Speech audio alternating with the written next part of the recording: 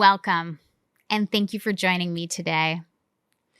I'm so grateful to have you here, sharing in this space of growth, healing, and transformation. If you've already subscribed to Loving Everything, thank you for being a part of this beautiful community. Your support means so much, and together, we're creating a space where love in all its forms can be explored and embraced. As you listen to this episode, if it resonates with you, I invite you to like the video and share it with anyone who might benefit from the insights we're diving into today. These conversations are all about expanding our capacity to love ourselves, each other, and the world around us. And if you enjoy what you hear, don't forget to explore my other episodes where we journey into love's deepest, most unconditional forms. Each one is an invitation to reconnect with the parts of yourself that are waiting to be seen, healed, and loved. So thank you for being here. Let's begin. I'm so excited to have you in my new studio. Thank you so much for your patience in getting this set up. It was a whole thing this week. And but we had look to. At what you did. But look at what you made. But you also were so patient because we had to postpone originally. So I met. Let's talk really quickly about how we met. Yeah. I met Andrea at Spirit Weavers in May, right? June. Okay, June. At Moon Session, there are two, and you were teaching this class, and you announced it, and the entire Valley of Women just uproariously screamed after you announced it. And then I was like, there's no fucking way I'm going to get in that class, but that class sounds rad. And so and I was sitting really far away from you, and there were kids in front of me, so I couldn't see what you looked like. I think I saw you maybe walk away, and I was like, I think that's the person who was just talking. Yeah. And so I was kind of on a search to find Andrea, because there's like, afterwards, it's like mayhem. You like go and try and find your classes that you want, and you sign up, and the teachers get completely overwhelmed because they have like 300. And bombarded. I think I came up to you and I asked you about a different teacher that I was looking for initially. And then I was like, wait, I think you're the one that's teaching that class. So the point is I was supposed to take beekeeping, which would have been so boring. It probably was going to be amazing. But I was like, well, it probably would have been great, but also great differently. And it would have been great because I have a beehive and I have neglected it in the last 3 years. And so there are no bees in it. And I think I need to start that again. And I've completely forgotten everything I learned about it. So I actually took a class on it. But either way, so it probably would have been great. But it was not Andrea's class. So we're out at Andrea's class, and isn't it a full moon? It was a full moon. It was a full moon. It was like a significant moon. It wasn't like the harvest or the sturgeon or whatever, but there was like, it was some crazy moon. It was a blue moon? Yeah, it was some big moon that we had in June. And she teaches this class to like, God, you must have had like 60 women in there. It was packed. I don't know. There was so many people even at the back, remember, because we were all trying to stay out of the sun. Yeah. We were all packed in there. It was baking hot. It was so and hot. She pulls out this curriculum, and not curriculum. That sounds way too serious. But I think I call it a curriculum. Well, you pull out this class. She just starts talking. And I'm like, oh, we are in for a treat. I just got comfortable, right? So anyways, from that moment on, I kind of had a crush on Andrea because of her embodied wisdom, her ability to articulate, her ability to empower the women around her, the way that she really is starting to educate older generations on how to be more empowered and to strip away some of the patterns of thinking and ways of being. That's what I saw. I mean, all the women that were younger were like, yeah, girl. But like the older women, I felt like their minds were melting because they were like, whoa, I have never looked at things this way. And that was really incredible to watch that happen. You were like instantly transforming people's perspectives, which was really cool. It was super powerful. Anyways.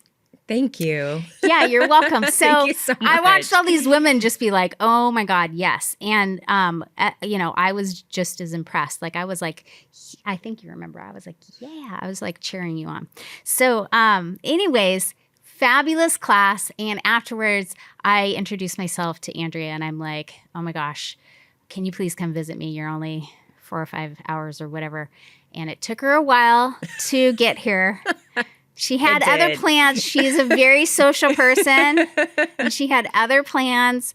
But I finally convinced her to come up and do a podcast. And so she's first on my list for a podcast because she's rad. And so I wanted to introduce you to Andrea Bordeaux. Let's start simple with, is that your birth name? Yes. Is it yes, really? That's my government name. Are you name. French? Well, so it's a French last name, but I wouldn't say that I'm French. So I did my genealogy a couple of years ago. I don't believe in like the DNA testing and all the stuff that's really popular. I don't think it doesn't feel legitimate to me at all. It kind of freaks me out that people are like mining everybody's DNA. So I don't trust it at all. So I actually did my genealogy and like got the actual like historical records. Wow, that's cool. Yeah, it was really cool because my whole life I've gotten so many questions about my last name, and I didn't really have a really great relationship with my father after my parents' divorce. I didn't really know my dad very well, and so I didn't really get a lot of like the paternal history. And so when I did my genealogy, what I discovered, well, through my genealogy and also connecting with a distant cousin who has the same last name in California, they gave me some intel and essentially told me that my great-grandfather was adopted. And so, but I don't have any history of him prior to that because of just the nature of the record keeping then. But that's that's my understanding, is that it is an adopted last name. A lot of people think I'm from Louisiana, but my parents are actually from St. Louis, Missouri. And before that, I think my grandparents or great-grandparents might have been from, they might have come, I want to say South Carolina, but don't quote me on that. I don't quite remember. But, I'm not French. Somewhere on the East Coast. Maybe. Okay. I'm not sure. I really don't know. That's the full extent of my paternal knowledge, like of my paternal lineage. What about your maternal? So my maternal lineage, from what I remember, I mean, it's like 100 pages of records, and I haven't even gone through all of it because it's quite overwhelming. But I want to say that might be my maternal family. It might be coming from like more deep south in St. Louis. But I don't quite remember. Yeah, but I do know that on my mother's side, there's a lot of Native ancestry, but there's also history of, enslavement. But it's also being more and more revealed these days that a lot of what we consider slaves were actually natives. And so there's a lot that's being uncovered around that too. So I'm still kind of peeling back the layers. How cool that you had a relative that had some information to share with you. Yeah. Same thing happened in my family. Yeah, because some of my family is Mormon, and so they're really great at record keeping and also the genealogy. That's like a thing with Mormons. Thing, yeah. And so they also research it a lot. And so, we received a lot of information that way. It's funny you say that because I've watched a couple of YouTube, like little mini documentaries on a lot of the popular influencers, like the trad wife trend that's happening right now. The what? Trad wives. So it's like traditional wives, or it's like the women who are like making their own sourdough starters and like cooking in the kitchen. And okay, a trad wife. Yeah. So that's a huge trend right now. But apparently, like Mrs. Cleaver? But way more aesthetic. like for the modern aesthetic, just like really just like model-esque women who have like the perfect dresses and not a hair out of place. And they're kneading their dough and making their bread fresh for their toddlers. And they talk in really gentle voices. And yeah, but the interesting thing about that I've discovered is that they're all Mormon. Oh, interesting. They don't advertise it, or they don't like showcase their faith on their platform. But if you do a little digging, which these people have, they're all Mormon. And part of the reason why it's so popular, the lifestyle blogging, is because of the documenting not just your lineage, but documenting your own life, is what I'm learning is a very important tenet of Mormonism, especially for Mormon women. And so for these women, doing the lifestyle blogs is a way of honoring their faith, of documenting their lives for the world. So I thought that was really interesting. Huh. Yeah. The things you find out. I knew nothing about this. Okay, so that's way more interesting than the first couple of questions I had for you. But I do want to say that it was such a joy getting to meet you and have you in the class. And I remember I told you when we talked about it before that every time I was, making eye contact with women and like kind of surveying around, every time I would make eye contact with you, you were just looking at me just with this big smile on your face. I was like, oh, she's loving this class. I was like, yeah, right on. Yes. Yeah. Yes. Keep sharing this. Yeah. Absolutely preach, girl. Do it. It was very encouraging. You were kind of like my beacon, like my pillar. I was like, okay, I'm going to look over here. Oh, there she is. Okay, let's keep going. Let's test the waters. Oh, she's still smiling. Okay, good. Okay. Because a lot of women were crying. I know. It was intense for them. It was intense for a lot of women. For some people, they hadn't heard that information. And so, some minds were blown. They were blown. I mean, the class is called Selfish Bitch. Yeah. So yeah. So I like to trigger. I like to trigger. I like to provoke. Do you? I do, and it's not from like Tell me about that. Well, it's what I've learned.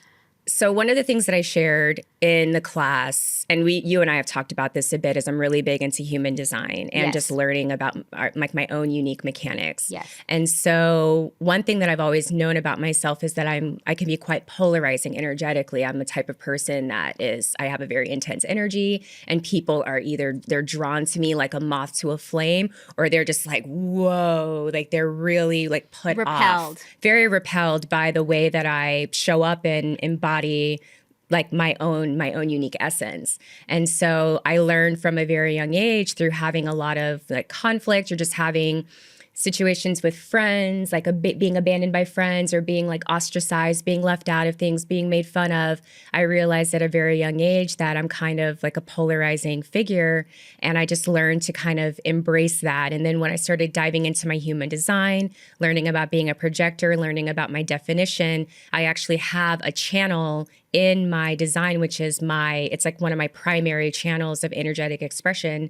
It's called the channel of emoting, and it's comprised of two gates. One is the gate of spirit, and the other one is called the gate of provocation. And so you're like, aha! That's what it is. Confirmation. Exactly. Confirmation. And it's so beautiful when you read the essence of it, because just like with anything, there's a shadow aspect, and then there's like the gift aspect, or the more enlightened aspect of things. And being someone who has a more provocative energy, of course, you can have shadow expressions of that can be quite harmful. But when you understand that by showing up as your true self and just really embodying your true essence, it can have a very provocative impact on the spirit of other people, which is what that channel is all about. So when I'm in spaces where I'm seeing women hearing information for the first time, or just watching me on a microphone introducing my class and being really activated to come into the space, that's that energy of provocation. It's provoking the spirit. It's not about, ooh, I'm going to make fun of you, or I'm going to poke you to make you mad. It's really just through my own unique essence of just sort of like activating something within that person that pulls them into my orbit, so that they can basically have their essence unveiled to them in a much deeper way than they probably have in their life. Yeah. And so I think that's actually really special, but it takes a lot of courage, because on the other hand, when you have that type of power or way of expression, if you're afraid of that, then what happens is you'll bite your tongue a lot, or you'll mince words, or you won't be fully honest in what it is that's you're meant to express. And we're all channels. Like, we're all channels in our own way, and whatever information that's coming through, it's coming through for a reason. So if I cut off my ability to channel that, then I'm actually doing a disservice to the person who I'm connected with. Okay. Yeah. So as you were talking, I was thinking, wow, this is a lot like the Scorpio's evolution, right? There's 3 levels to a Scorpio's evolution. I don't know if you know about that. Tell me. So the Scorpio eventually is supposed to turn into the eagle. There's several phases. And I think the first one is a scorpion. The second one, maybe I'm wrong. The second one is the phoenix. And then the third version of the Scorpio, for lack of a better term, enlightened version of the Scorpio, it becomes the eagle, right? But like I've read about it, but also I know from my own personal journey. And then, for instance, watching my daughter, who is also a Scorpio, or watching other people who are Scorpios, it seems like it's an evolution of recognizing your power. Because your power to ignite or provoke or shine light on or be really truthful, or that throat chakra activation, right? That ability needs to have temperance, needs to have control, some control, not closing it down, shutting it off, but have, like, there's a learning process with the flow of how strong that can really be, right? And how intimidating and or powerful that intent can be, right? Yeah, that energy can be. Because really isn't the powerful. Scorpio also like connected to like more of like depth and like the underworld and darkness and like the unseen? And because we're not afraid of it. Yeah, it doesn't scare us. I mean, don't get me started on bugs. We just talked about bugs, but like getting into the nitty gritty of stuff doesn't. Yeah. And I'm pretty unflappable. Like, I feel like I've heard it all. It's not that your story isn't very unique and special to you, because it absolutely is. But you probably aren't going to tell me anything that really shocks me anymore at this point, is kind of how I feel. But it's possible. I'm not trying to test anyone. So that's very interesting. Okay. So, yes, provoking, but you're right. I see you as more like provoking the spirit, just like you said it, like, igniting awareness or consciousness in others. It's like she activates memory. Yeah.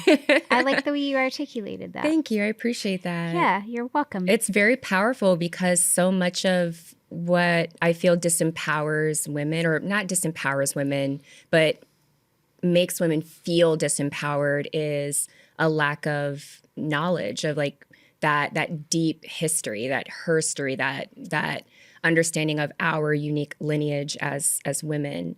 And when you are shining a light on some of these more like esoteric or occultic concepts, for a lot of women who've never heard it before, it's not only confronting, but it's also just very affirming, because it brings an answer to so many questions that I think a lot of women have, but they don't even know that there's answers available for these questions. Yes. And they also don't realize that other women are also asking these questions internally. Or to even ask. Yeah. Am I even allowed to ask? Am I allowed to ask? Yeah, like, that should I question ask. this? Yeah, absolutely. Especially the older generations. Yeah. Yeah. Yeah. And it's really fascinating, because in my work with women, most of the women that come to me are a bit older than me. So I'm in my late 30s, but most of the women that come to me are typically in their late 40s to early 50s. that's been a trend that I've noticed where those are we're also talking about like there's some socioeconomic differences as well. So typically women in that age range might be more financially established and they can like dive into the work in a different way. But they've also reached a point where they're starting to recognize kind of like what you talked about, like the 3 phases of now they've birthed children, they've raised their families, they might be divorced or they're widowers or they're in marriages that just don't feel fulfilling or like they're equal partnerships. And they're just like, wait a second, I've gone through half of my life. Am I really going to live the next half of my life in this paradigm? I can't do this anymore. They kind of reach their breaking point where they're ready for a real transformation. They want to actually spend the rest of their years actually embodying their soul's purpose, which for a lot of these women, they haven't been doing up until that point. Right. So yeah, I also think that's a huge reason why they have such an emotional response to this information. yes, I agree. And for the same reason why the work that I do is approximately the same age of women too, because I feel, and I brought this up before, probably in a couple past podcasts, but I feel that people get to the age, well, they go through a bunch of different astrology in their early 40s, right, that are essentially what we refer to as a midlife crisis. And then I feel like if people make it to about age 50, they either decide this is how life is. I'm just going to ride off into the distance and life is fill in the blank, shitty, miserable, not what I thought it would be. Or, oh my God, there's no way that I can continue to do this. And it's almost like the spiritual consciousness wakes up. There's an awakening process and people are on a search for the truth, right? And so I agree with you. I feel like that time, that age is really, really important. I think, we generally make a conscious decision as to whether or not we are going to do the work. Yes. If we haven't already. Yeah. Yeah. So that was definitely happening. It was popping off in there. Everyone was on her page. She was getting to it. So we skipped a bunch of stuff that we would have talked about normally. So I'm not surprised at all. So let me just read through some stuff and see if there's anything that I really don't care that we covered. We can just jump into what you teach, but I feel like we should back up a little bit because I want to talk a little bit more about like how you got to teaching this class. Okay. Does that make sense? Yeah. Yeah. So maybe what we can talk about are, let's see. You said you were born in St. Louis, right? Missouri? No, Texas. Texas. Yeah, my parents are from St. Louis, but I was born in Texas. Okay, you were born in Texas. And did you grow up in Texas? I did. So my mom was in the military. She joined the military in 1980. I think she joined in 1985 or 1986. So my 2 older sisters were already born. They were both born in St. Louis, and almost my whole extended family on both sides are still in St. Louis. There's a few cousins and aunts that are sprinkled in other places, but St. Louis is like the hub. And so when my mom joined the military, largely because she wanted to leave the environment, she was stationed in Fort Hood, and that's where I was born. And after I was born, we were still in Fort Hood for maybe about a year, and then she got stationed in Germany. And we moved to Germany. My little sister was born there. We lived in Germany for like 4 years. And I was so little, I don't remember a whole lot about it other than a lot of snow. I remember having to wear like the little like snowsuits, like from A Christmas Story, where you can like barely walk. Yeah, like I remember wearing like the snowsuits and just there being lots of snow. And then after about 4 or 5 years, we ended up coming back to the United States. There was a lot of stuff that happened in Germany. The war broke out. It was Desert Storm. And because of the breakdown of my parents' relationship that began in Germany, my mom ended up having to come back to the U.S. because it was either send us back to the States to be with family in St. Louis, which she didn't want to do, or she would have to leave the military. So she was able to get an honorable discharge on the basis of like familial hardship. I believe that was the I believe it was because of family hardship. I don't know exactly what the terminology is, and I don't want my mom to be mad at me about that.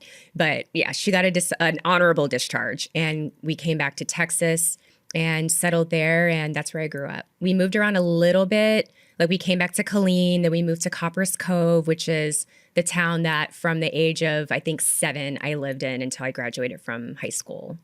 Okay. So yeah, small town Texas, population of maybe 36,000 people. Okay. Yeah, Division One, or we didn't call it Division One. It was like a 4A high school, which would be considered like Division One. So big high school, 2,000 students, the best football team in the state, like so many players going off to the NFL, stuff like that. So what was it like growing up in Texas? I mean, Did you have a good time? I honestly, I had a great, like, I had a lot of fun.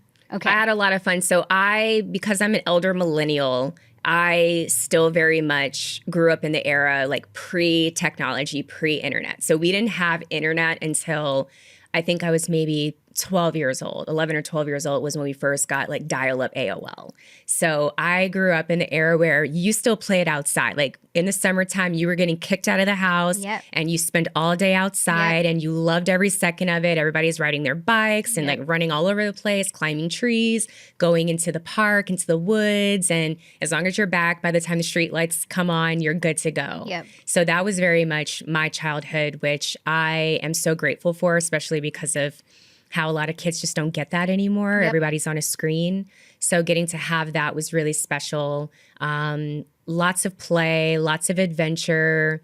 High school was a lot of fun for me. I was in, I played varsity sports and I was in like academic programs. I was in, National Honor Society. I was in gifted education all throughout high school. I graduated with honors and I was in the French Club and World Geography Club and like all this like nerdy shit. And She's smart.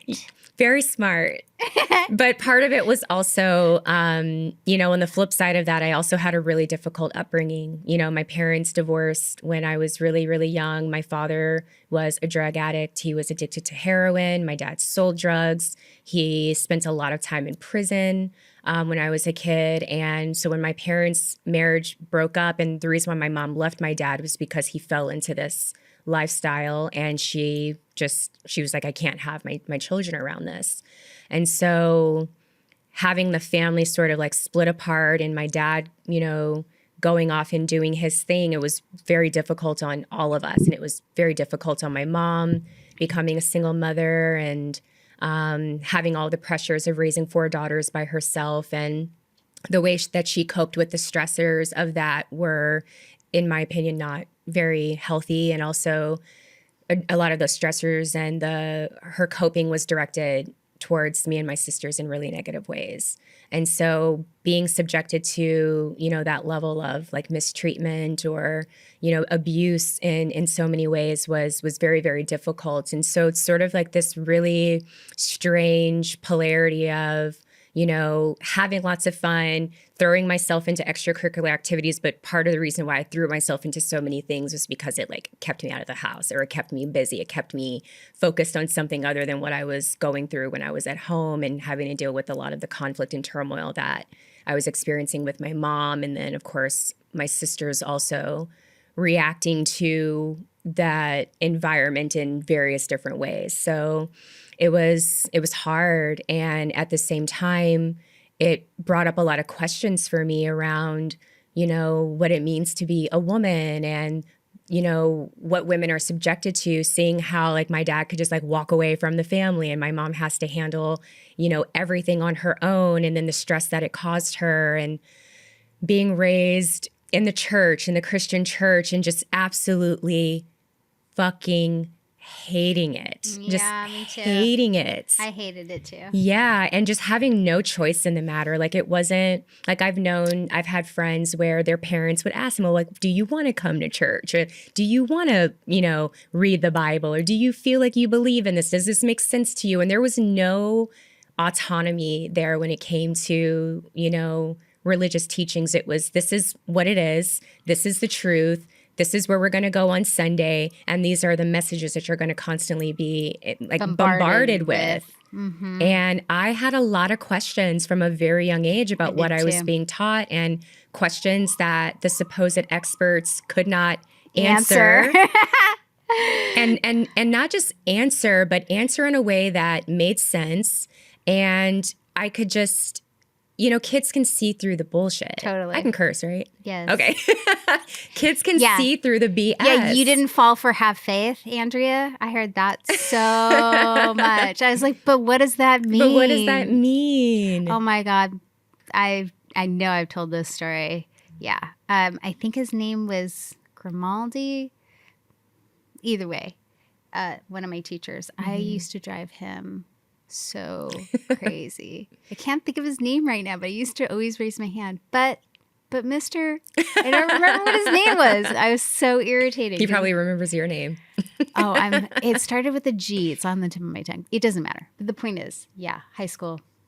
Yeah, because I had Christian school. I mean, okay, I take that back. There was a time where there was enough fear involved in the Christian church that then I wanted to believe because I was afraid I was going to go to hell. Right. And so then I was trying to convert everybody into Christianity there for a minute because I went to Christian school that was a bunch of born again Christians. But then as I got older and I went to Catholic high school, that's when it switched, because then all of the priests and the brothers that were teaching me basically told me that everyone was a Christian, so my religion didn't exist anymore. And in addition, that religion was not okay. It was actually wrong. And the Catholics got it right. So now you need to learn this. And I was like, fuck you guys. How do we know at that point, right? Right. And then I took a world religions class. I think either my junior or senior year, probably my senior year. And I was like, yes. Wait, they let you take a world religions class? I was like, other people think differently. I knew it. So that was really the aha. I feel like it was Dr. I don't know, Grimaldi or something like that. The point is, I drove him crazy. I have no doubt he still remembers me. You're probably right. He probably does. He's probably like, that girl. You probably secretly made him question some things. Either that or he was like, oh, that girl that I have to show up to every single day makes me really work for my paycheck. Well, I remember one specific experience that I had where the church that I grew up in, there was the main I don't know, it's not a chapel or anything like that. The church is called the Christian House of Prayer. And I don't know if they still operate this way, but at that time, children between the ages of after the praise and worship opening, then the children would kind of be separated and they would go off to what was called the Potter's house. And so all the children would be together, but then they would split up the older kids from the younger kids. So anyone from ages I think it was 9 to 12 or something like that. Once you turn 13, you were in the big church with everybody else. So the 9 to 12-year-olds were in our own little class, maybe 20 to 30 kids. And we would get Bible lessons and things. And I remember specifically asking the teacher one day, because she was talking to us about the book of Genesis and Adam and Eve and Cain and Abel and all of that.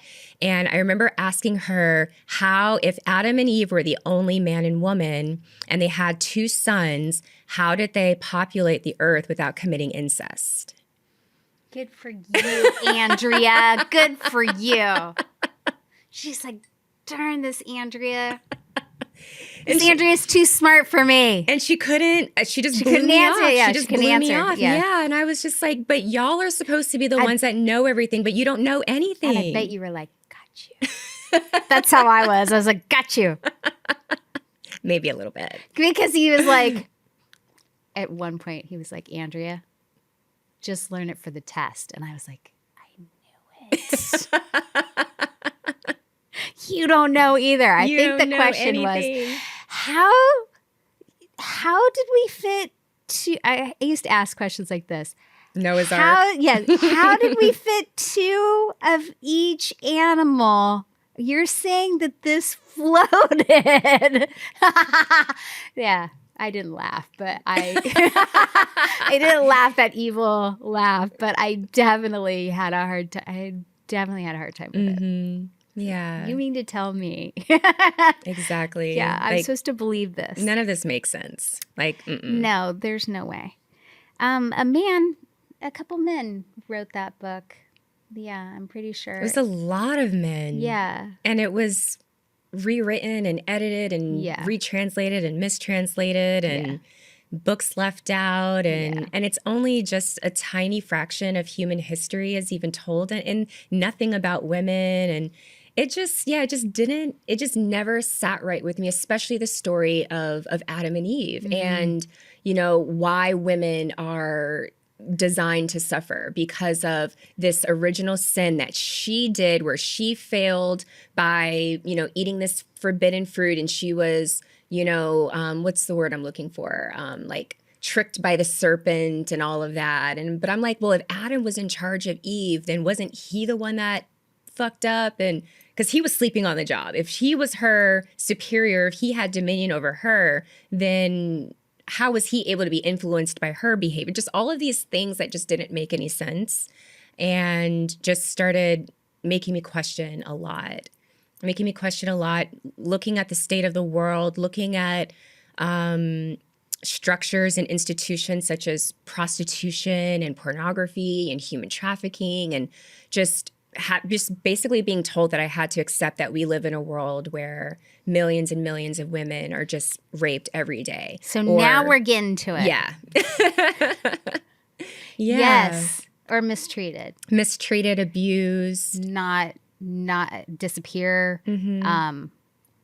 Not followed up on, not investigated, not. Yeah. Yeah. Like I remember the first time, I think it was my mother who said that prostitution is the world's oldest profession.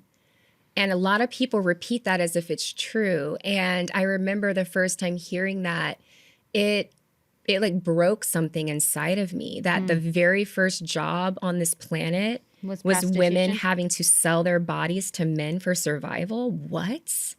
And this is human nature. It just didn't make sense. Because women didn't have any rights. Yeah, but it's not even true that that's the world's oldest profession. That's the world's oldest oppression, but it's not the world's oldest profession. And something just didn't sit right in my soul. And it just sparked this lifelong journey that I've been on to find like deeper meaning and deeper understanding of what our world is actually meant to be versus what we're told that it is and that we have to accept as the truth. Okay, so quick question. Do you see sex workers or strippers as a profession, or do you see it as an oppression? I definitely see it as a system of oppression. It's not, I mean, we could call it an oppression. Like there's an exchange of money that's taking place. So from the most basic definition of it, sure, you could say it's a job or it's a profession, but what I push back on a lot when we have these conversations about, like, I don't even use the term sex work. I refuse to use it. I think it's a sanitized phrase or turn of phrase that's designed to diminish the massively negative impact that prostitution has on women and children globally. And so I push back against that and this idea of, well, this is what women are choosing to do. It's like, okay, but let's talk about the nature of choice and what are the options that you're given to choose from, because we're not asking these deeper questions about these things that we're just told to accept on a surface level. And I feel like there's a responsibility that we have if we're trying to build a better world to ask these difficult questions rather than just accepting, well, this is a choice. Choices don't exist in a vacuum. Like, well, I choose to shave my legs, but why do you choose to shave your legs? Why do you choose to do X, Y, Z? Why? And nobody wants to investigate the why. They don't want to investigate the cause. And cause and effect is one of the primary universal laws that everything operates from. There's an initial catalyst for everything that we experience. And so without getting to the root, you don't really understand not only how we got here, but how you can make changes that would actually be lasting and effective. Sorry, you give me so much to think about. I'm like, should I even ask the next question or should I keep going with that? Ask the question. Oh my gosh. So, okay. So, well, we'll skip a lot of the stuff that I was going to ask you and we'll Okay. just move into the material of what it is that you teach because Okay. I think we're headed there anyway. Okay. Yeah? Does that sound good? Yeah, of Okay. course. Because we can just keep heading that way anyway. Okay. So, what is the most abundant resource on the planet and why? It's the woman. And why? Well, the reason why Tell us, Andrea. Yeah, well, and I love this question so much because it's always like, and you got to experience it during my Selfish Bitch class, because women are like water and energy and love and and there's no wrong answers. Like there's no wrong answer to that question, but what is the question? What is the most The abundant resource? Yeah, you know, because you ask everybody that at the beginning. I ask that question because it's very interesting to see where people's mind goes. Like, what do you think about? What do you consider a resource? Number one, like, what do you consider a resource? Is really, I think, the crux of that. And a lot of women don't understand that they are a resource. And they don't understand that a lot of their frustration or this concept of being oppressed or mistreated or discriminated against or pushed into, behavior, circumstances, conditioning that they don't necessarily feel spiritually aligned to is a result of them being used as a resource. And so the reason why I say that the woman is the most abundant resource on the planet is because the woman is the representation. She's the embodiment of the divine feminine, which to me is the creative principle. It's like when people talk about God, she is who we're referring to. That's in my experience, my opinion, what sits in my spirit is that is what God is. God is creation. And we're made in the image of God. We are literally the creative principle. And so much of my work is about teaching women and men as well about our nature as, conscious beings, like we're conscious creators. We have a consciousness that is where all of manifestation comes from. Like we are, it's like one of the universal laws is all is mind. And so it's through your thoughts and then the feeling that you imbue those thoughts with that creates the whirlwind of energetic output that then concretizes into what we call material reality. Mm-hmm. And so as a woman who's creating life, not only are we creating life, but we're bringing in new consciousness. And the consciousness or where we're sitting intellectually, energetically, emotionally, when we are bringing in new life, that life is imbued with that same level of consciousness. And so if the mind is the source of all creation, it's the source of manifestation, then the woman who is the creator of all beings and thus their minds, she's the primary resource for creation, not just physically, but also energetically. And that's one of the reasons why patriarchy exists, is because women are a natural resource. And by controlling the reproductive capacity of the woman, you control the creation of all life and thus consciousness. But for women to be controlled, our consciousness had to be broken first. We had to be conditioned to see ourselves as subservient to men. We had to see ourselves as the helpmeet or as the person who's just here to be a vessel for the dreams and desires of everybody outside of ourselves. And it's changing that consciousness and recognizing yourself as the primary source of creation, and the power that you have over that is what is actually going to give women the opportunity to live the lives of their dreams. But until you know that about yourself, how can you move forward from that place of consciousness? Does that make sense? Yes, it was so good. I couldn't interrupt. I was like, yes. Yeah. I mean, there's so many ways that we could go with that. Mm-hmm. Okay. So, and I did have a thought about something that you were saying in the middle that had to do with your opinion on something, but I'll come back to it. Who God is? Goddess? No, it was another thing like sex working and stripping, but it was just like a fleeting thought. Okay. I don't have it. Maybe it'll come back to me. If it comes back, let me know. I will. Okay. So, yes. So essentially what you're discussing, what you teach others, what you teach women, or what you bring to light is that we we need to recognize that we are the most abundant resource on the planet and to put the power back into our hands, right? Okay, so I got that.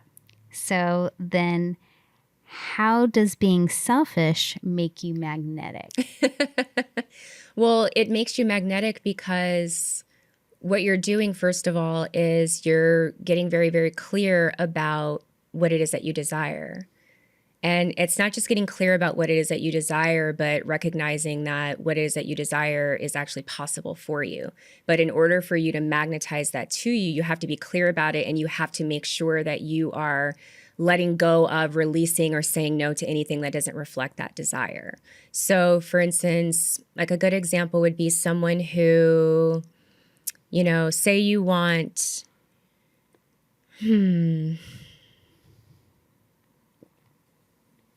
So you don't see selfish as a bad thing. No, definitely not a bad thing. And that's how we were raised. Of course. Yeah. But the reason why we're raised to see selfishness as a bad thing is because we are a resource that other people want to mine for their own things. Yeah. And if you're selfish and you're focusing on your own dreams and your own desires, then you can't be a vessel for somebody else to siphon from. Yeah. That's why selfish is so commonly projected onto women as really a tool for keeping you small, keeping you in control of others, keeping you from like really being in your full power. And so like an example of why, like how it makes you magnetic is that what you're doing is like, again, like we're conscious creators. And so you are designed to manifest something through focusing your energy and your attention and your inspired action on the thing that you want to bring into fruition. And so by being selfish in terms of really understanding that for me to have this thing, I have to focus my energy here versus being pulled in all of these other directions that aren't aligned with this thing that I'm trying to bring into fruition. That's how you become magnetic, because all of your focus and your energy, all of your conscious creative power is being directed at the very thing that you desire. But if your conscious creative power is being directed outside of yourself to things that benefit other people, you're never going to magnetize the thing that you desire. So if you want to have, a partner that, treats you with love and respect and honors you or showers you with gifts or whatever it is, like it could be superficial, it doesn't matter what it is. But if you are entertaining relationships with people that don't actually bring that to you, you're actually repelling the very thing that you say that you desire, because you're saying yes to something that is in complete opposition to the thing that you say that you want. That's why it's so important for you to have like that clear vision and be selfish about focusing on the very thing that you want, as opposed to what other people say is best for you, when really it's best for them. Or I like to also say, like, if your hands are full of what you are convinced is right for you, then really no other choice can be made, right? I love that. If you're holding on and you're like, no, this is exactly it. There can be no better than this. Yeah. I feel like sometimes the universe can kind of bitch slap you and be like, really? Yeah, it happens all the time. Yeah. And that's how you get women who, reach a certain age in their life where they're just like, oh, they have so much deep, deep, deep agony within their bodies, within their systems, like agony of regret from having betrayed themselves their whole lives by not listening to that inner voice. And that they finally reach a point, it's kind of like, a lot of people won't leave an abusive relationship, or they won't give up an addiction until they hit rock bottom. And the universe or God is always talking to you. She's always speaking to you. And she'll just whisper to you. She'll whisper and she'll say it so gently and sweetly. But the problem is that we don't know how to listen because we're so disconnected to ourselves. And so that message starts to get louder and louder and louder. And then we start manifesting these experiences that are designed to teach us that we're off the path that we're meant to be on. And it just gets harder and harder and harder. So something that's very controversial it's one of the first things that I said when I was teaching the class, and that I talk about all the time in my work, I talk about the battered woman. I talk about the battered woman because you shared some personal stuff that's Yeah. happening in your own family. Right. Yeah. And I don't even have to give my family as an example because every single one of us knows a woman who's been battered, or we ourselves sure. have been battered. For sure. But the thing is you don't just wake up one day in a relationship where a man is abusing you.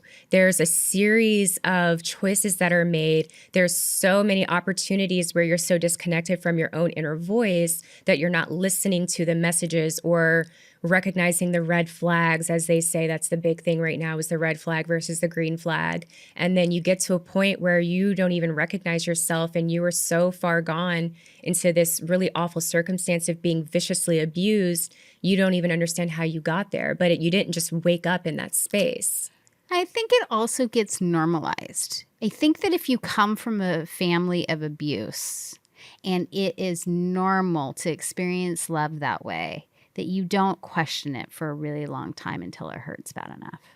I definitely think it does get not everybody has complete awareness over the fact that this is wrong. Of course. Yeah, of course, because it's the subconscious programming. Yeah. And that's the other aspect of it, is helping people to understand that you're in this place right now because of your conditioning, because of your programming, and so much of it is unconscious. You don't realize how you got there. Yeah, for sure. Very deeply, deeply subconscious. Very, very much so. I don't know what the statistic is because I don't study that, but yeah, it's probably like 90% of what we do every day is probably is driven by our subconscious motivations, and we think that we're in control, but we're definitely not. Yeah, but until you start developing the power of awareness. Oh, yes. The other direction. Yes. The power of awareness. Yeah. But otherwise, getting louder and louder and louder. Like you were saying, ailments, diseases, autoimmune issues, cancers, reproductive disorders, all of those things. Right. And I know you know this because of the work that you do, that most of that conditioning is pretty heavily solidified into the system by the time you're 5, 6, 7 years old. It's like those formative years is where most of that comes from, which is one of the reasons why it's so difficult for a lot of people to overcome. Yeah. Because they don't realize how deeply ingrained it is. And it's very scary. It is very to scary. Confront those shadows. It's it's terrifying and very painful. Yes. Very painful. And consistent. That's a word that kept coming to my mind the first time that you silenced me completely, as I was thinking, yes, it's about consistent effort, right? Showing up with consistent effort, because it does get painful and it does get scary. Yeah. And you can't always be in a place of healing. Like the best way that it's ever been described to me is it's like healing is like a baby growing, or like a plant. Like it's not growing all the time. A baby eats and it gets a little chubbier and then it has a growth spurt.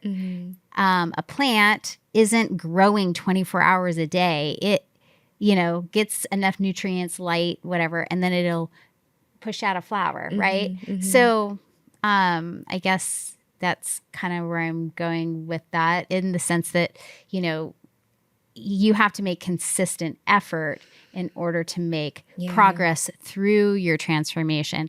And there is no perfection. I can tell you at 50, I'm definitely still working on stuff. And is it the same stuff that I was working on in my 20s? No, not necessarily. I mean, maybe it's like, we were joking around. It's like Donkey Kong. Like maybe I'm a couple like levels up, but it still circles around, and I'm tweaking it, or I'm still like, oh, this is still a little bit wounded. There's still some, I need to do some work around this, right? So like there's never really a perfect per se, but if you're doing it right, then you're making consistent effort towards it, I think is where you're going with this. Yeah. And that's also so difficult for a lot of people, because when we talk about like the structural systems and all of that, like the patriarchy and capitalism and all of the isms and things that people understand are really harmful to the collective in a multitude of ways, these systems are structured to keep you from being able to do that work. And to do that work consistently. I mean, how many people do you know, because of just the nature of them having to work as much as they do to make ends meet, they can't even fathom self-development. Yeah. because they're literally just in survival mode. Yes. And they're like, can I pay my bills? Yeah. Can I feed my kid? Whatever it might be. Yeah. And it's heartbreaking. It is. It is. Mental health in this country specifically is pretty shocking. It's pretty shocking. Yeah. Yes. Okay. We won't go that direction though. Okay. So now, why do men deserve less? Tell us, Andrea. How much time do we have? we have a good amount of time. We have some time. The reason why, and when I say men deserve less, I'm being serious, but I'm also joking. But I'm just so serious. What I really am saying is why women deserve more. And I love to, that's the other thing that I'm really passionate about talking about in my work is the dynamics between the sexes. There's all this conversation around the masculine and the feminine, polarity, and the masculine leads and the feminine is receptive and surrenders and da-da-da-da-da-da, which I think that's bullshit, the feminine leads. But why does the feminine lead? Well, because the feminine is the creative force. Everything that the masculine does is in response to I the knew consciousness that. I just wanted of you to it. explain it. Yeah, of course. But I'm happy to, because you hear that all the time of well, the man is supposed to lead you or the masculine is supposed to lead. But that's not the way. When you look at just the way that energy operates, it's the feminine that goes first, always. And the masculine responds to what the feminine desires.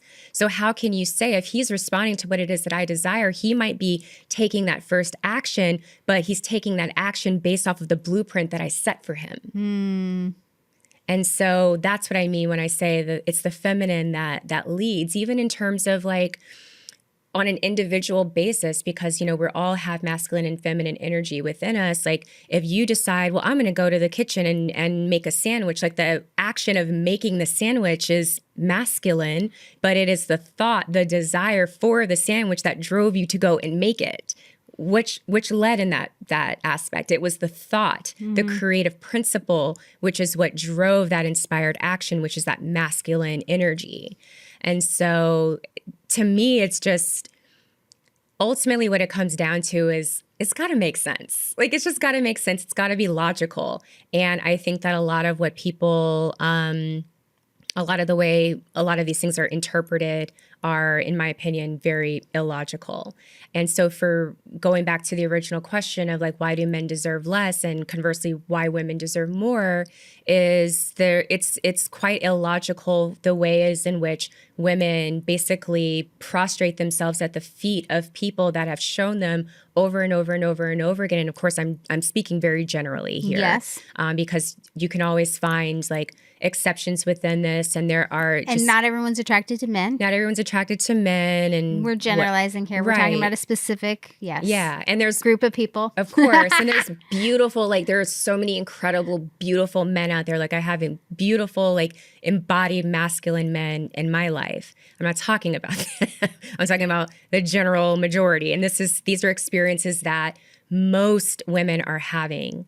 And so this idea that you are beneath this person and your entire identity being based on this idea of you being beneath your counterpart, and then basically making decisions in your life that are completely contradictory to what you're designed to do, it just doesn't make any sense.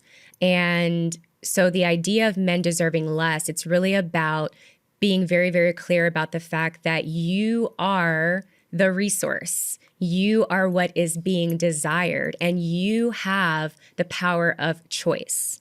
It's the women who choose. It is the women who decide who gets access to them when they're embodied, when they're conscious.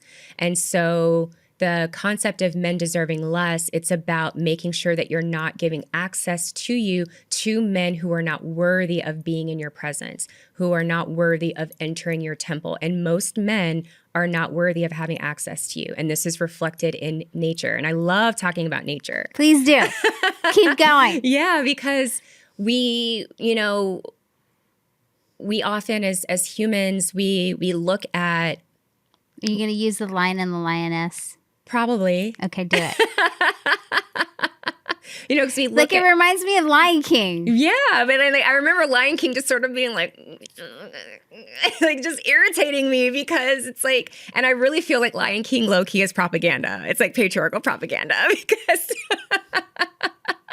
it puts all the lions like at the top when it's really the lionesses that run the pride. It is not the lion that runs the pride. Yeah, it's the but lionesses. she says that at the end, right? She gets her revenge. But yes. Who? Whatever the mom is. Sarabi? Is her name Sarabi? Yeah, that was the mom in Lion King. There's Mufasa and Sarabi were Simba's parents, and Nala was his boo thing. This was your movie. I love The Lion King, but also I recognize like a lot of these movies are propaganda. Like it's like sidebar, like something that I've brought up to women that a lot of women don't recognize, and this isn't my original thought. Like I don't remember where I've seen this from. Because doesn't she go hunting for Scar, and then she's just like, "No, we're not doing it." Right? Yeah, yeah. Like they're refusing to hunt. Yeah. And it's like y'all aren't going to eat unless the lionesses go and get y'all food. Yeah, so like, yeah, who's yeah. really running this? Yeah. Who's really That's running this? what I was getting at. She finally said something. Right, Yes. right. I hear what you're. Okay, I forgot about that part. Yeah. And so, yeah, it's just. Nature is such a really beautiful reflection because nature operates in alignment and in harmony. In harmony, unless we disrupt it. Yes. Unless we disrupt it. So like one example of like a disruption of nature that people pretend is actually the way that energy operates is like the concept of the alpha, right? Like the concept of the alpha male, which is not accurate at all. Like the idea of the alpha male comes from a study of wolves that were actually being held in captivity. And we know that the way that animals operate is very different when they're in captivity. They go against their actual nature. And so why is that? Do you know? Well, I mean, any person, like even if you put a person in a cage, they're going to revert to very, very low and like shadow-esque forms of behavior because they're basically confined into a place where they're not able to expand in a way that's natural for their spirit. And so you're not going to get an accurate representation of how that energy is meant to flow when you're doing a study in a completely artificial environment where this subject is imprisoned essentially. And so, so like you have all these men talking about like the alpha male. I'm like, you guys are basing this off of a study that is completely unnatural and inaccurate. It's just funny to me. But nature, like true nature, most animal species are matriarchal. They're run by the female. And so the lionesses of the pride, the elephants, birds, I mean, all of these different sectors of the animal kingdom, they kind of like are reflecting to us how things are designed to operate. And when we look at the state of the world, we say that this is human nature. It's like, no, this isn't human nature. We're not designed to be in wars and having mass rapes and pedophilia. And like, I mean, the sheer number of children that are sexually abused is beyond comprehension. It's like, it's the most depraved, demonic thing that we're experiencing in this planet is the predation, like the sexual predation on children. And so, and that causes dissociative behavior, that fractures the psyche, that fractures the spirit. And so many of these after effects that we see in the world are the effect or the after effect of very, very unnatural catalysts. Yeah. And so those are typically the people I end up working with. Right. I mean, and I don't, it's hard for me. Like when I think about all of the women in my life, I know very few that have not experienced some sort of sexual abuse. Same. Maybe not as a child, but in some way throughout their history. Exactly. And either through a lover or on the street or in the backseat of a cab. Right. Or, absolutely. Someone's taken advantage of them at some point. Right. And taking advantage of the fact that we are not as physically strong. Yeah. It's honestly, I've gone through, I don't think I'd be able to share what I share right now if I hadn't gone through the, like the grief cycle, because I remember having a phase of just like pure rage where I was just angry all the time. I had a lot of anxiety. I remember feeling trapped Like when I started really learning the history of the creation of patriarchy, when I started learning about the matriarchal civilizations, when I started learning about the millennia of like very direct and concerted effort to completely invert nature as a means for controlling the entire population, not just women, men as well, it made me, I was like sick to my stomach. I was sick to my stomach over it. And thankfully, I've been able to process through that and get to a place of acceptance and just recognizing that me learning all of this was so intentional in my purpose of being able to share that with other people, developing the tools to not cope, but to heal and come together and build sort of like a coalition, a collective of people who are choosing to consciously create something different, or what some people might call the new world or new earth, or whatever flowery love and light language you wanna use. I don't want to use it. or could use. Yeah. Or could use. But yeah, so to, again, like why men deserve less, it's really about women recognizing the truth of who we are and how powerful we are, and that the reason why there is such immense attraction to us on the part of men is because of that creative power that we have, and that not everybody is allowed access to that. And nature is a really beautiful example, because you watch how females do not let mediocre males mate with them. Now, there is like some rape in the animal kingdom, which some people kind of like throw out. Ducks, yeah. And they're like corkscrew penises. It's like very bizarre reading some of these stories, but yeah, ducks are interesting. It's very odd. It's very, very odd. It's yeah. And so I have ducks. That's why. I know. Yeah, I remember reading about ducks. I was like, what? Yeah. But yeah, what was I saying? Nothing. Oh, they don't deserve access. And really looking to nature, like the females in nature, they recognize that only the best of the best deserve to have access to them, and they're not going to mate with a lesser male. He has to prove himself worthy to have access. Like a peacock. A peacock, the birds of paradise, lionesses. I mean, these are like, when we look at these animals, like they understand, because they also, when you just break down, like get rid of consciousness and just get to like the bare bones, like creative, regenerative aspect of nature, just like really the desire to propagate oneself, right? You want to do that with the best genes possible. You want to eliminate anything that is going to bring illness or weakness or genetic disorder into the bloodline. And so making sure that the males are the creme de la creme ensures that you're bringing forth offspring that are also going to be able to continue to evolve and create bloodlines where there's more like genetic diversity, as well as just more greatness in the genetic bloodline. So just on like a basic fundamental nature level.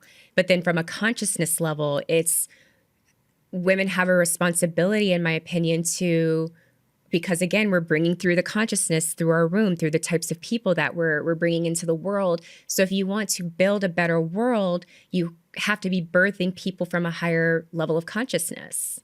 And if you're not doing that, then we're responsible as women for what's being created and manifested into the physical. We're unconscious of it, but that doesn't negate our responsibility. Yeah. You just gave the smackdown. Okay, so explain what happens when you exchange sexual energy with a man. Well, that's the melding of two separate consciousnesses. It's like taking two separate consciousnesses and creating a singular consciousness from that place. And so you're exchanging sexual energy, and we all like, I think most people understand that there's some energy being exchanged, but I don't think people understand that energy that's being exchanged is consciousness energy. Like you are creating from that place. And so it could be something as simple as recreating a paradigm of low self-worth and low self-esteem through the way that you engage in sexual activity. It could be perpetuating a consciousness of male dominance and violence. So, one example of that's very popular right now, which is heavily fueled by the pornography industry is this idea of like, women being choked or like roughed up during sex. And so you have women that are engaging in this type of sexual energy exchange where they're being essentially brutalized, eroticizing that brutalization, eroticizing that sexual domination, and sometimes conceiving life through that consciousness. Mm-hmm. And that is how powerful that energetic exchange is, which is another reason why it's paramount for women to be ruthless and selfish and heavily discerning about who they allow access to them sexually, but also being very clear and as conscious as possible about what's being created during this union. And most people are having unconscious sex. Most people are procreating unconsciously. And we're seeing the dysfunction of that reflected in our society. Mm. I feel like I have nothing to add every time you answer my question. Okay. Explain what happens. Oh, no, I already said that. How is selfishness your inner masculine? Well, I like to give that just as an example because there's so much around like the masculine and the feminine, and it's just a really great way for women to sort of like conceptualize like that protector energy, because that's really what in another sense of it that the selfishness is giving you. It's protecting you. It's protecting you from that which is misaligned. It's protecting you from that which is not serving your vision. It's protecting you from that which is not conducive to your path and your purpose. And so if you have a hard time of understanding why it's valuable or how to sort of like embody that in the way that you treat yourself or show up for yourself or set boundaries, you can visualize it as sort of like that guardian at your gate, the guardian at the, the door of your temple. And I talk about the temple meaning like the womb space, because that's our creative center. And so much of this is fueled by our sexuality. Because again, that's our creative energy. So if you, for instance, are struggling with your relationship with the masculine, because your relationship with the external masculine is a reflection of your relationship with your inner masculine, you can conceptualize selfishness as, this is my inner masculine who's protecting me from everything that is not meant to serve me. Everything that might cause me harm, he's protecting me from everything that is going to distract me or disrupt my path, my purpose, my potential. And so it's just a really, for me, I think it's just a really great way for women to conceptualize this energy in a way that feels like, that helps them cultivate like this sense of inner safety. Because that's one of the reasons why I think a lot of women have a very difficult time leaning into being selfish, leaning into really honoring themselves, is because they don't feel safe within themselves to do that, because they are disconnected from that inner protector. I think you also, to circle back around to what we were talking about earlier, you can't really heal either if you don't feel safe. It's probably impossible. That's where I was going with that baby analogy, the baby analogy and the plant analogy, and I didn't finish that out, but that's where I was going with that. That you can't always be growing, you can't always be healing, you can't always be transforming your life, because who has the energy for that or the time, right? And I think you said that as well. But like, you also have to feel safe in your life. And not everyone feels safe, especially right now. Right. But there's different times in my life where I've had profound healing. And that's because for this chunk of time, there was some safety involved in my life, right? Absolutely. Absolutely. Yeah. Okay. So let's go back for a second. Tell us, so you were leaning into how religion was so much of a catalyst for a lot of your thinking and your beliefs, right? But like, we kind of scooted through your young adult life, and here you are now teaching what you teach. There was so many things that inspired half of the things that you've talked about today, right? That we kind of skipped over. Yeah. A lot of these things were potentially relationships that you've been in, books that you've read. Can you tell us some of the things that have contributed to this path of evolution. It seems like you kind of knew pretty early on, but yeah, it's like you have moved into, you did a completely different career than this at one point. And so you have moved into now coaching women, primarily women, right? Mm-hmm. Okay. Yeah. So coaching women, how did that take place? Yeah. How did you get here? Is that too broad? It's not too broad. I guess we'll see what happens. Yeah. But it's so interesting because it's not, even though I knew at a very young age, I knew when I was about 13 or 14 that I was going to be working with women. Okay. I knew that I was. I didn't know in what capacity. I had no idea that it was going to look the way that it did. Okay. But I knew that my other career is as I'm an actress. So I've been working as an actress since I was 18 years old, so almost 20 years. And I knew that going into acting was going to provide me with a platform to connect with women. Like I always knew that it would be a bridge into deeper work. And I didn't know what that would look like. I had no idea that social media would even exist, much less to the extent that it does today. I mean, I was 14 years old. All we had was AOL chat rooms. Like there was... Girl, I'm Gen X. You had more than we did. You know, I mean, you had it a little bit older, which was better because I had no business being in some of these chat rooms. I'll tell you that. I had no business being in some of these chat rooms, but I had no idea. Did you have a Tumblr?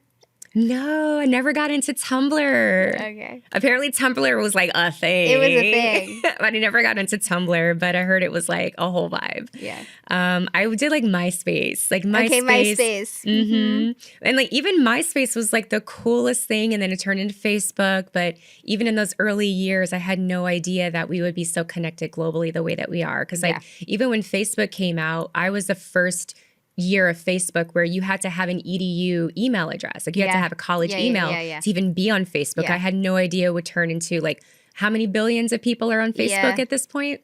But anyway, I didn't know to what extent, but I knew that I would be working with women. I knew that I could not accept what I was being told about the world. I could not accept what I was seeing that women were going through.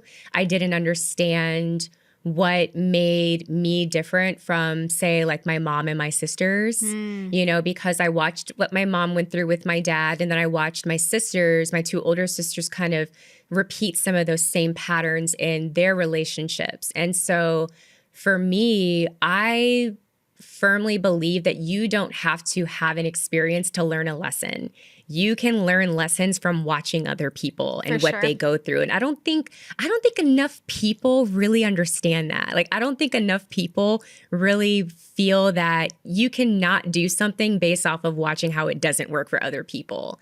And well, you can't consistently across the board because sometimes the most powerful lessons are when you've actually experienced stuff for sure. I don't think you can do anything 100% across the board. But in terms of like, you know. Yeah, I agree with you. Right. If you watch your parents have a shitty ass relationship, you can absolutely choose differently. Yeah. And you might still end up in like a toxic relationship, but maybe you're not getting your ass beat in that really. Like, you know, maybe it's like the next best thing. It's still not great, but you've broken one cycle. Or you can do more personal development work and then eventually, and choose so differently. It was interesting to me because I used to ask myself, I was like, why didn't how did they end up having a similar experience to my mom, but I didn't? And because we all grew up in the same house, we all saw the same things, but obviously like this is me as a teenager not understanding like the nuance of, you know, like even just like the differentiation of design. You know what I'm saying? Like you would think that two people being raised in the same environment would turn out the same, but we know that's not true. There's so many other factors that determine. Well, even like where your parents are in their relationship or what's going on with them or how old they are or what is going on with them personally. Exactly. Yeah. Exactly. And so I know that now, but like, for instance, I got married very young, which was not something that I'd ever really considered for myself, but I did know that I didn't want to marry a man that was anything like my father. I was like, I'm not choosing a man like this. I just want to make sure that I have a man who's going to like really take care of me, and he's going to honor me, and he's a stand-up guy and sticks around, strong family values. Like that was really, really important to me. And did you find that? I did. I met him when I was 18. It's so funny. We were talking about prostitution earlier because I used to work at Hooters. I've definitely been like prostitution adjacent at times throughout my life, like working in places where the like sexual exploitation of women is like even in modeling. Yeah, well, not modeling, because I did commercial print modeling. So I wasn't exposed to what like fashion models might go through. Yeah. Like commercial print is like pretty like you know, on the up and up. There's not, I mean, there might be that happens in commercial print, but you're typically working with brands like, it's like Home Goods and like doing photo shoots for Huggies and yeah. So you're not really like, there's not really predators coming after you. It's like big agencies that are there. But I know women that have worked in fashion that have had some really negative experiences. But the reason why I bring that up is because I just want to be clear, because it's very controversial to talk about prostitution or sex work or anything like that. But I've worked in Hooters. I've worked in bikini restaurants where I've had to wait tables in a bikini. I've worked in strip clubs, like not as a stripper, but as a cocktail waitress. So I've definitely been in those worlds and touched that. I've been propositioned for paid sex many times. So many times. Yeah. I can't even tell you how many times I've been propositioned for sex. Right. Yeah. And not even, and that like one of the most uncomfortable times that happened for me was actually in an upscale restaurant where the vice president of a hedge fund in New York City told me that he wanted to sponsor me. He's like, if you don't want to be working here anymore, I'll sponsor you. And I know so many other men that would sponsor you. And I was just like, what? You know, just so disgusted by it. And it actually hurt my feelings because I didn't understand it at that time, because I hadn't found like radical feminist analysis yet. And so I didn't understand at that point that they're like men categorize women. There's like women that they marry, women that they fuck, and women that they exploit. And they kind of exploit all of them in different ways, but they will see you specifically as just a tool to use. And I'm going to use my resources to extract exactly what I want from you. And so it was very painful because I was like, if you think I'm beautiful, why wouldn't you ask me on a date? But he didn't want to ask me on a date because he was in a position of power, and he liked that he had that position of power over me. And so, but anyway, I like totally went off on a tangent, but that's okay.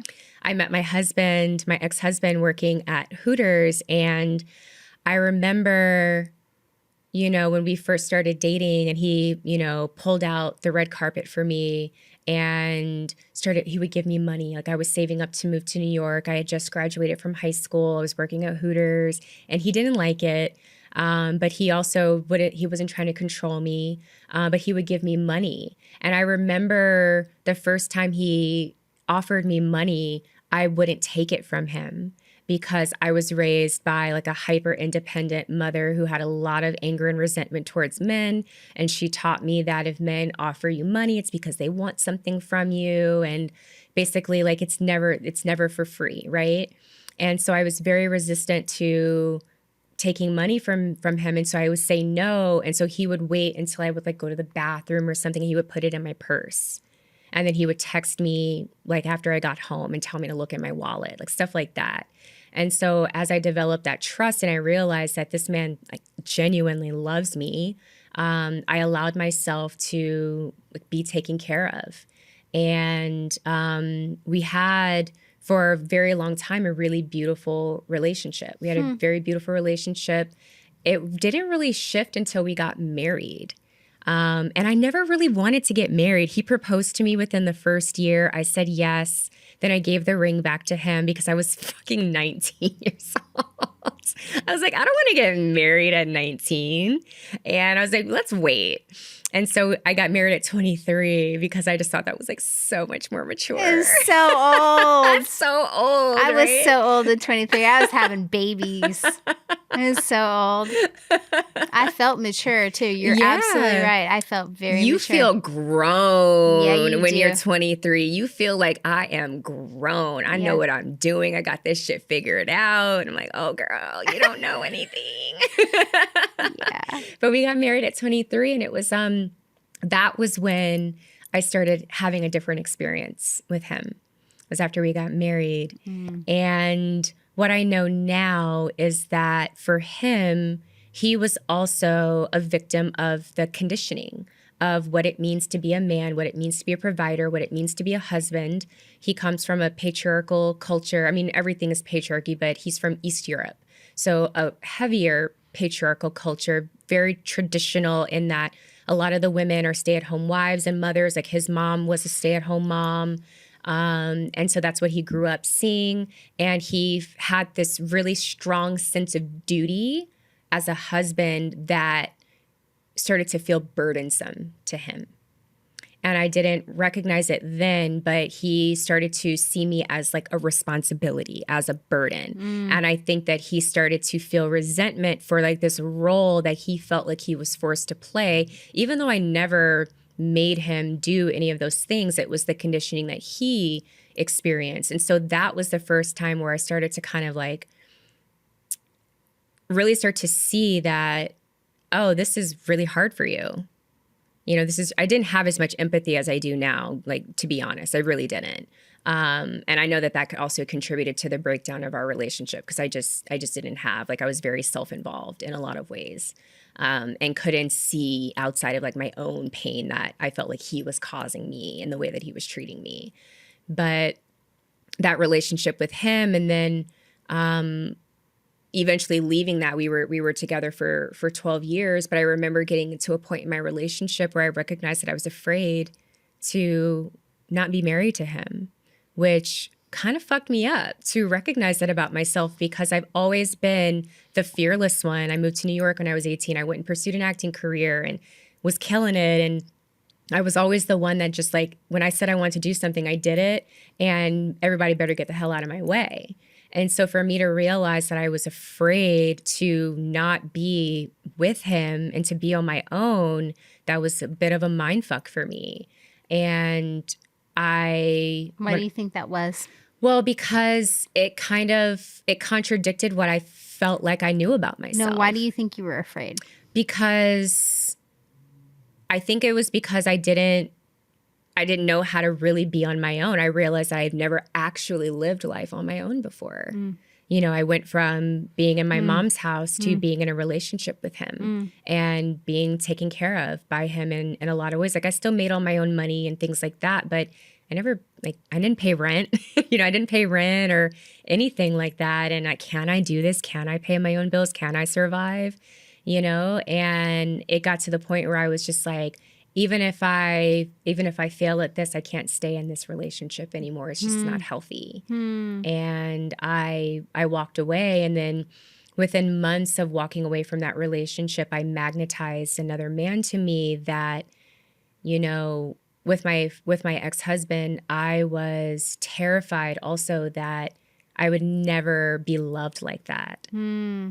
I was like, there's no way that I'll ever meet anybody that loved me the way that he loved me. Even though the love didn't feel like it was alive in our marriage anymore, and that's why a lot of women stay, is because they're remembering what used to be and they're hoping it can go back, that it can go back to that. Well, it's sunken costs. Yes, too. the sunken cost fallacy. I talk about that all the time. Yeah. To me, it wasn't so much I don't think I was experiencing the sunken cost fallacy. But some people can. Some people definitely do. It's like, well, we've been together for 10 years. And might as well. Yeah, we had one of those in the class. I remember, yeah. Yeah, and for me, it wasn't so much that. It was just like, I wanted to make it work because I remembered how good it could be. And but then I also started craving my freedom.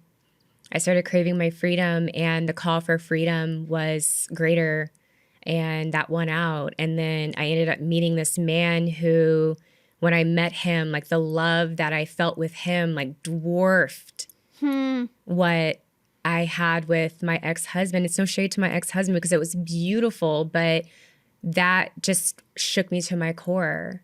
Back to the hands holding on to something that you think is actually right for you. And if you let go, you can have so much more sometimes. Yeah, absolutely. Yeah. Absolutely. Not sometimes. Usually. Almost always. Yeah. Usually almost always it gets better. Yeah. But I wasn't, I don't think I was healed enough for him. Well, and you also were playing a lot smaller than you are now. Because it was a younger version of you. Yeah. I think, don't you agree? Don't you recognize your worth to a deeper level and extent the older you get? For sure. Yes. Yeah. Because even then, at 23, self-worth. Yeah. Right. Come on. Right. Well, I mean, I feel like, and that's what's so crazy about it is like my self-worth was so high, but it could be even higher because even at 23, like having the confidence that I had, I didn't know what I hadn't yet found the divine feminine yet. I hadn't yet found the goddess. I hadn't yet found matriarchy. I was still questioning, I was still searching. And now that I have that knowledge, it like the self-love that I have has dwarfed that. Like I thought I loved myself then, but holy shit. This is a whole other version. It's honestly just gotten better and better and better. I agree. I had to, with that second relationship, because I've only had 2 relationships in my life, like as an adult. When I met him, this was my first experience with what I would say is like a more embodied masculine. Like it was a very different energy, and not just an embodied masculine. He was very, very comfortable with his feminine side. Like he was gentle. Like he was strong and he was a powerful man, but he was very gentle with me in a way that my ex wasn't. Like my ex-husband wasn't very gentle with me. It was very much, he was a lot like my mother. I think we talked about that a couple of days ago. Yeah. And I didn't know that at the time, but I was definitely repeating cycles with my mother with him. But then I met this other guy and it was just like gentle and it was just deep. It was so deep. But it also, it brought up all my shadows. Of course it does. And I'm sure my shadows were coming up in my marriage too, but I just didn't have the maturity to or the awareness of what was happening. Or the holding. Yeah. Back to that healing, you have to feel safe. Yeah. That's what it was. You felt safe. I was safe with him. Yeah. But then when all those shadows started coming up, I didn't have the tools. Yeah. I didn't have the tools. That happens in a lot of relationships. Yeah. And it happens with both partners, not just one. That is relating. And the best relationships aren't the ones that are perfect. They're the ones that know how to repair. Yeah. I didn't know how to do that with him. Yeah, I can't imagine. I wanted to so badly. Not at 23. Oh, no, this person, the second relationship, I met him when I was 30. No, I was talking about your original marriage. No, not at all. Yeah. Not at all. Yeah. I was victim. Yeah. I was a victim. Yeah. All the time. Yes. You're always doing the wrong thing. Yeah. 100%. Yeah. And I do sometimes I want to call him and just be like, because I haven't spoken to him in years, my ex-husband. I just want to call him and be like, listen. I realize it now. I'm so sorry. Yeah. And thank you. Because he did his best. Yeah, of course he did his best. He but really you did too. If you could have done anything differently, you would have. Yeah. So was I? I'm sure I was a lot. I'm sure I was a lot. I know I was 19. A lot. I was hell on wheels. I know I was a lot, but I'm still hell on wheels. I also had a really great heart. That was very apparent. But yes, I'm sure I was a lot to handle, especially as far as my own ability to emotionally regulate. Yeah. I feel sorry for anybody at the first half of my life. And I'll just leave it at that. I've been there too. I've burned some bridges. I've made some people cry. I've definitely, yeah, for sure. I don't even know if I answered your question, but you did. Okay. You've answered every single question. You're good. I just was looking over. We're getting close on time, and so I wanted to see if there was anything. There's nothing else about the class, but I just wanted to kind of ask you something to maybe find a spot to end. But okay, so you've covered a lot. I don't really know how to tie this all up perfectly, but how about this? Are there any old ideas of yourself that you are outgrowing? And what is this leaving space for now? Oh my gosh.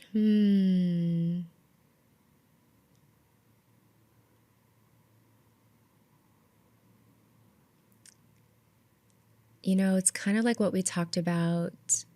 I think it was a couple days ago when I talked about fear of success.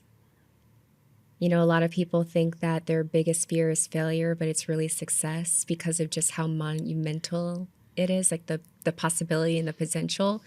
I think that I'm in an era of my life right now where I've been stripped down bare bones by a goddess to really teach me that there's nothing to fear in terms of like who the fuck I was born to be in this world. And that it is my responsibility to become her and to eventually shed her and become something else. And I think that's what the idea that it's too big, that it's too scary, that I don't have the capacity to hold everything that I know is meant for me, everything that I know I'm capable of, everything that I know that I was destined to embody. I think that is an old idea about myself that I'm letting go of. That is still very scary, but it's also so exciting. Well, I mean, there's always a little bit of fear mixed in with excitement, right? Yeah. I feel like they're very similar emotions. Yeah, I think One of my friends calls it, sometimes you know you're on the right path because you're like, oh, this scares the shit out of me. That's probably where I need to lean then. Fuck. Yeah, God damn it. Exactly. Yeah. One of my friends calls it nerve-sighted. She's like, I'm nervous, I'm excited, I'm nerve-sighted. I'm like, I love that. That's cute. Yeah. Okay. Yeah, that's what it's making room for. It's making room for her, me. Yeah. Yeah. Yeah. So a lot of the things that you've been through has informed the work that you do. Yeah. If you could distill down what it is that you primarily like to, what is your intention when you do work with women? Is it mostly what you teach in your class? Can you tell us really quickly? Yeah. What you see is your most powerful gift, or what it is that you try to impart when you are working one-on-one with someone? Yeah, it's what it comes down to for me. If I were to talk about only one pillar of my work, I would say that it is radical responsibility, because responsibility is power. And so what I primarily do, and the reason why I give all of this information and why I talk so much about the esoterics and the history and all of that, is because it's really about helping women release themselves from like the confines, the shackles of victimhood. This idea that you can't have or be more because of some external system, whether we're going to call it patriarchy or sexism or capitalism or anything. By taking radical responsibility and seeing yourself as the center of your own universe, you are the vessel that God has chosen to flow through. You have access to the power to create anything that you desire within yourself.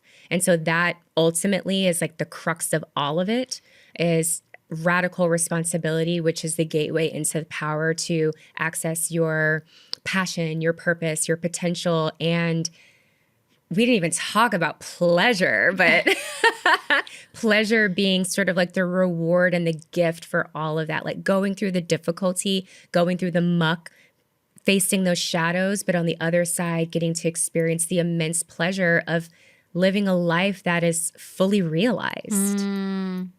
Yeah. And all the yumminess that comes with that. I love that. Thank you. Thank you. Yeah. Thank you so much. You're welcome. There's so much to take in. Thank you so much for everything that you shared. I honestly, like every single time, I just was like, I have nothing to, you heard it here. Like, I had nothing to add. You just, yeah. Anyways, it was so good. And thank you so much for what you share and what you do. And thank you for enlightening us. Thank you so much for inviting me as a guest to share this space with you, and for recognizing me, and just trusting me as a voice on your platform, because the work that you do is also so beautiful. And obviously there's so many reasons, there's so many synchronicities between the two of us and why we're so we drawn have to similar each other. paths too, or overlapping lessons. I will say overlapping lessons. Yeah, for sure. Definitely. And I greatly admire you and the work that you do, and how you're maneuvering through the experiences that you're currently having right now, that you're alchemizing and transmuting into even greater power for yourself. So to watch you in the experience of that is really, really beautiful to witness. And I'm just grateful of that. Oh, I'm just grateful to be a tiny little part of it. So, you're so sweet. Thank you. I appreciate the compliment. I really do. It's the truth. Yeah, I appreciate that. Thank you so much for tuning in and supporting this podcast. Your presence here means the world to me, and I'm truly grateful for your time and energy. If this conversation resonated with you or sparked any questions, feel free to share your thoughts in the comments. I love hearing from each of you. Your insights, experiences, and curiosities always enrich this space. It's important to remember that trauma, often unseen and unacknowledged, can keep us from living fully in our joy. Through my intuitive healing process, I help release the weight of generational trauma, empowering you to reconnect with your true self and experience life in greater harmony. If you feel called to explore this deeper work, I invite you to book a one-on-one intuitive session, or even embark on a personalized journey with a Phoenix Immersion, a 2-day retreat designed to support profound transformation. You can find all the details below. For those who've liked, subscribed, or left comments already, thank you from the bottom of my heart. Your engagement means everything, and I'm deeply grateful for the connection we're building in this community. If you haven't subscribed yet, please consider doing so. I'm excited for all the healing and transformation we'll continue to explore together. As always, I'm forever grateful for you, and I cannot wait to see what unfolds next. Take care, and until next time.